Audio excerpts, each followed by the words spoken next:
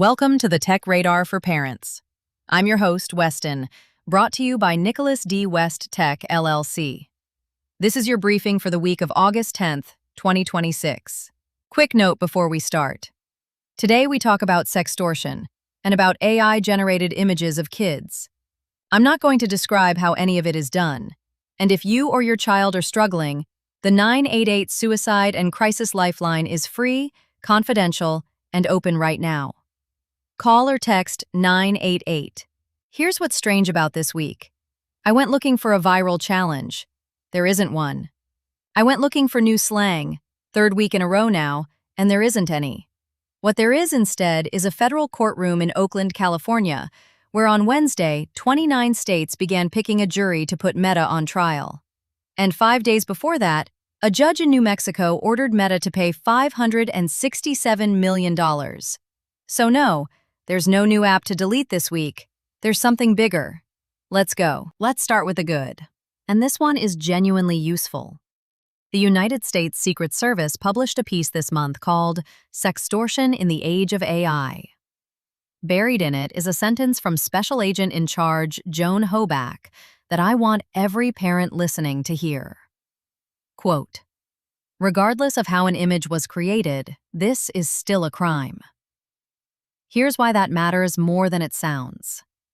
When a teenager gets caught in one of these situations with an AI-generated image, the thing that traps them is a belief.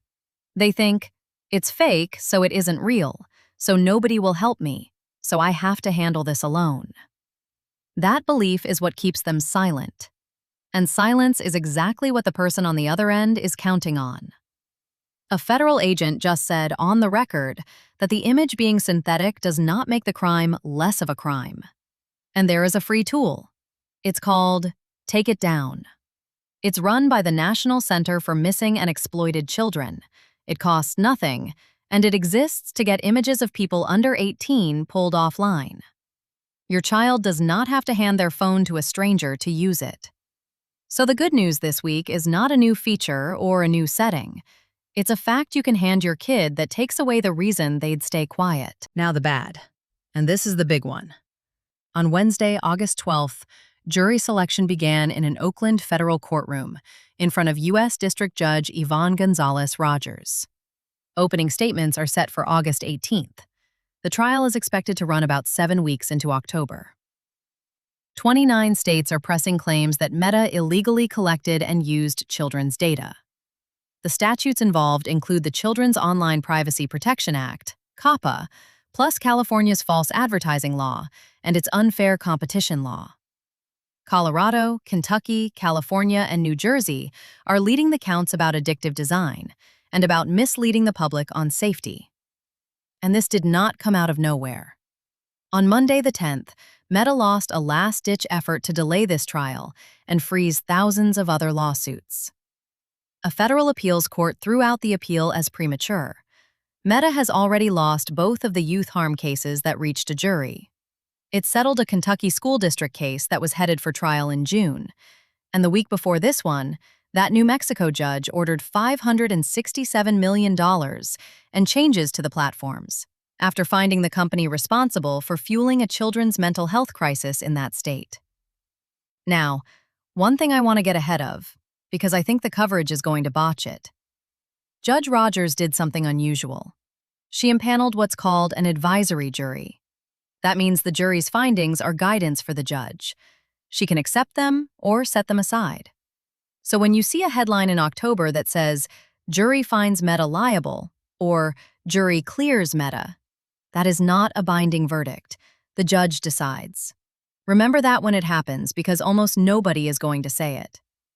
To be clear, these are allegations. They have not been proven. That is what the next 7 weeks are for. The ugly this week is a number, and it's from the National Center for Missing and Exploited Children's own data.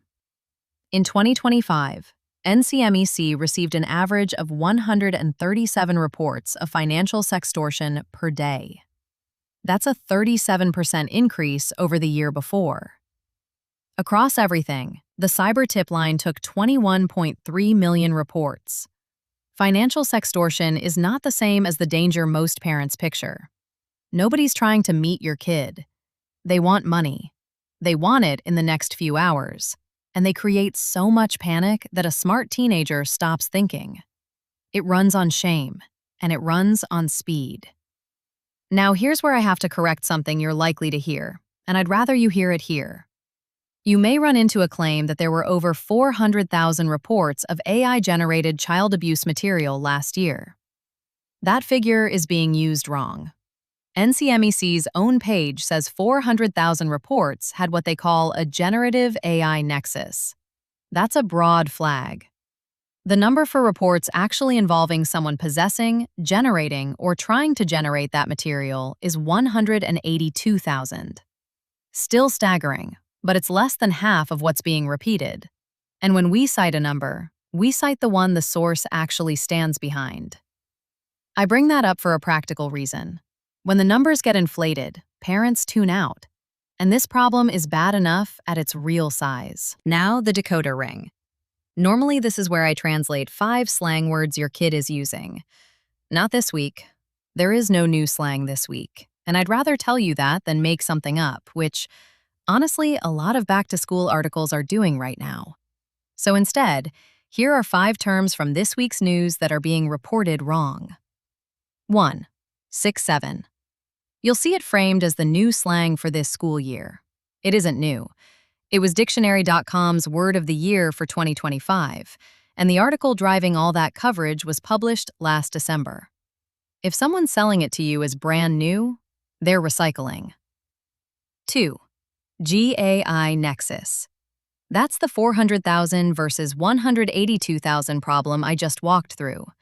A nexus flag is not a confirmed case. 3. 764. This one actually matters.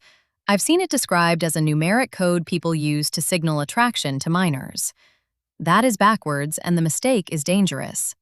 The FBI and the Justice Department document 764 as a violent online network that coerces minors into producing harmful content. It is not a vocabulary word to memorize. It's a group that targets children. And knowing it as a code would leave you looking for the wrong thing entirely. 4. Advisory jury. Covered it. Non-binding. The judge decides. 5. Take it down. Not a lawsuit, not an app store, not something you file. It's the free service from the National Center for Missing and Exploited Children for getting images of a minor removed. Say it out loud in your house this week, so the name is already familiar if it's ever needed. All right, your action plan. Step 1. And if you only do one thing, do this one. Change the school portal password and change it everywhere else you reused it. Here's why this week specifically. Federal agencies put out back-to-school scam warnings on August 4th and again on the 11th. The FBI has warned about misuse of information stolen in the Canvas Learning Platform breach, and the Utah System of Higher Education confirmed exposure. School's starting. Those logins are about to get used every single day. This is not a conversation you have to have. It's a setting you change in 4 minutes. And while you're in there, turn on 2-factor. Step 2. Teach one, tell. Schools text from short codes. A short code is one of those 5 or 6-digit numbers. When your school sends a real text, that's almost always what it comes from. So when a message shows up from a normal 10-digit phone number saying tuition is overdue, or fees are unpaid, or an account needs verifying, that's the scam. Same for the other ones going around right now. Fake shopping sites, scholarships that want a processing fee, anything asking for FAFSA login details, and student loan forgiveness calls. One sentence to your kid. The school will never text you from a regular phone number and never asks for a password. Step 3. Say the sentence out loud tonight, the one from the Secret Service. Even if the picture is fake, it's still a crime, and you are still the victim. Say it before anything happens, because the moment it does happen, your kid is not going to be evaluating options. They're going to be panicking. What you want in their head already is, my parents know about this, and they told me it wasn't my fault. And add the second half. Come to me, and don't delete anything. The instinct is to erase it all. That instinct destroys the evidence that identifies the person doing it. Stop replying, keep the messages, tell an adult. Step 4. Don't wait for a verdict to change a setting. That trial in Oakland runs 7 weeks. Then there are appeals. Whatever comes out of it will not change anything on your child's phone this fall. But here's what's useful about it. This whole case is about how the product was built. Data collection, design that keeps kids scrolling. Every one of those has a switch in the settings menu right now. You don't need permission from a court to turn off autoplay, kill notifications overnight, or lock down what gets collected. The lawsuit is the argument. The settings menu is the thing you actually control. So to recap the week of August 10th, no new challenge, no new slang, and the biggest youth social media trial in the country just started picking a jury. One honest note before I go. I usually bring you something from the influencer and creator world. This week my research on that came up empty. Not because nothing happened, but because I couldn't verify it in time. So I'm not going to pretend I checked. It'll be in next week's episode. And the thing I'd most like you to take from today. The courts are finally arguing about design, instead of blaming kids for what they clicked. That's a real shift. But it moves on a timeline of years, and your kid starts school in about a week. So change the password, teach the short code TELL, and say the sentence out loud. If you or someone in your family is struggling, call or text 988. That's the Suicide and Crisis Lifeline.